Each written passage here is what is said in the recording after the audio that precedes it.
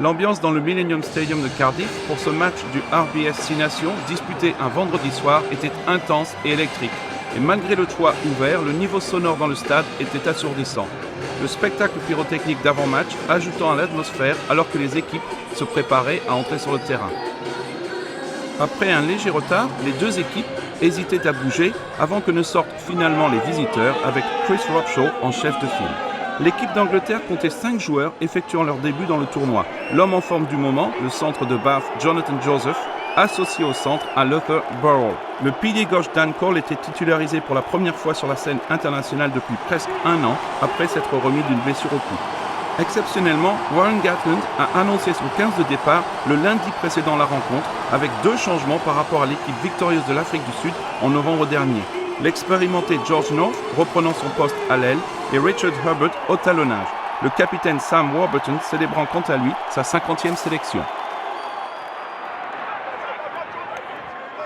Avec l'appui de leur public, les Gallois commençaient mieux la partie.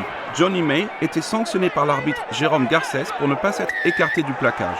Et dans une position relativement difficile, le buteur métronome Lee Halfpenny trouvait la cible et les locaux menaient de 3 points avec moins de 2 minutes de jeu écoulées.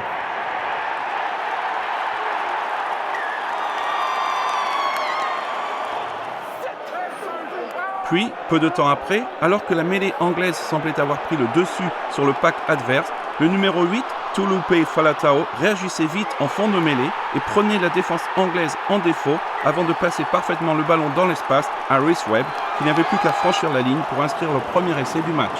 Le demi de mêlée continuant ainsi sur sa lancée cette saison, puisqu'il en est à 11 réalisations, toutes compétitions confondues. L'essai de ce soir risquant peut-être pour lui de s'avérer le plus important. Pour les Gallois, en quête d'un 3e titre en 4 saisons, cette entame de match était parfaite.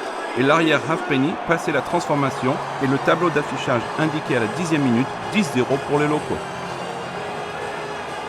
Mais l'Angleterre, qui espérait faire mieux après 3 secondes places successives dans cette compétition, n'allait pas tarder à se reprendre et revenir dans la partie. Luther Burrell montrait sa dextérité en reprenant une passe hasardeuse de Robshaw avant de trouver Mike Brown. L'arrière adressait un petit coup de pied à suivre précis à l'attention de Watson qui marquait pour son premier match dans le tournoi. L'arbitre demandait tout de même au TMO de vérifier l'essai de l'ailier de Bath, mais les images ne laissaient planer aucun doute et les hommes de Stuart Lancaster avaient frappé un grand coup. Le coup de pied à suivre de Mike Brown, élu meilleur joueur du tournoi la saison dernière, était superbe et une véritable offrande pour Watson. Sur la transformation, George Ford trouvait le poteau, mais l'Angleterre revenait à 5 points, 10-5 après une excellente entrée en matière des deux équipes. Au milieu de la première période, après une nouvelle faute anglaise, Halfpenny héritait d'une pénalité à tenter de loin. Le numéro 15 de Toulon se montrait à la hauteur de la tâche et le Pays de Galles reprenait 8 points d'avance, 13-5.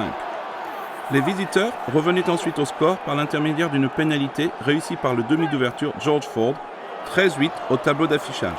Mais c'était les Gallois qui auraient le dernier mot dans cette première mi-temps. Webb trouvait Dan Biggar en position idéale et le numéro 10 gallois passait un drop goal qui permettait à son équipe de conclure cette période de la meilleure des façons en menant 16 points à 8. Peu de temps après la reprise du jeu, l'Angleterre tenait le ballon en attaque et sa conservation et sa patience allaient finalement être récompensées. Encore une fois, c'est un joueur effectuant ses débuts dans cette compétition qui marquait. Cette fois-ci, c'était Jonathan Joseph qui, après avoir donné l'impression de passer le ballon sur l'aile, arrivait à se défaire des plaquages adverses pour franchir la ligne et inscrire l'essai. Le numéro 13 anglais, Joseph, confirmant ainsi la forme affichée avec son club au niveau international. Ford ne manquait pas la transformation et il y avait soudainement plus qu'un point d'écart entre les deux nations voisines, 16-15 pour les Gallois. Mais c'est l'Angleterre qui dominait et avançait sur chaque impact. La physionomie du match avait totalement changé en faveur des visiteurs. Au milieu de la seconde période, sur un avantage, James Haskell perd ses pleins champs et semblait partir à l'essai avant que les efforts collectifs en défense de Cuthbert et Halfpenny ne le déportent vers le poteau de but. Mais Haskell ne parvenait pas à aplatir contre la protection du poteau, comme le TMO put le vérifier. L'essai n'était pas accordé. Pas d'essai, mais un carton jaune pour Cuthbert pour ne pas s'être écarté du plaquage et avoir tenté de tuer le ballon sur l'action suivante. Ford passait la pénalité facile pour permettre à son équipe de mener pour la première fois dans le match 18-16. À 6 minutes du coup de sifflet final, l'Angleterre bénéficiait une nouvelle fois d'une situation favorable en attaque. La défense galloise était de plus en plus sous pression et le ballon parvenait à Dave Hatwood qui marquait de près. L'essai semblait imparable, mais l'arbitre faisait une nouvelle fois appel au TMO. La décision n'allait pas tarder.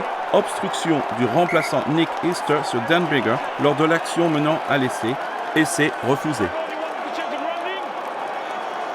Garces le dit, pas d'essai, pénalité. Les Gallois s'en sortaient bien, mais avaient du mal à sortir de leur camp pour se mettre en position de drop goal et remporter ce match. Et c'était finalement l'Angleterre qui ajoutait 3 points à un peu plus d'une minute de la fin du match après une faute de Luke Chantry sanctionnée par l'arbitre.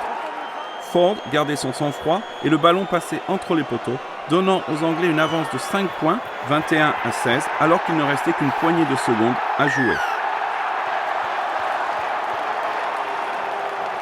Les Gallois n'arrivaient pas à se placer en position d'attaque et après le coup de sifflet final de Jérôme Garcès, la réaction de Lancaster et de son encadrement montrait à quel point ce résultat était important pour eux. Prochaine étape pour l'Angleterre, réception de l'Italie à Twickenham alors que le Pays de Galles ira à Édimbourg pour affronter l'Écosse et essayer de débloquer son compteur. Score final au Millennium Stadium, Galles 16, Angleterre 21.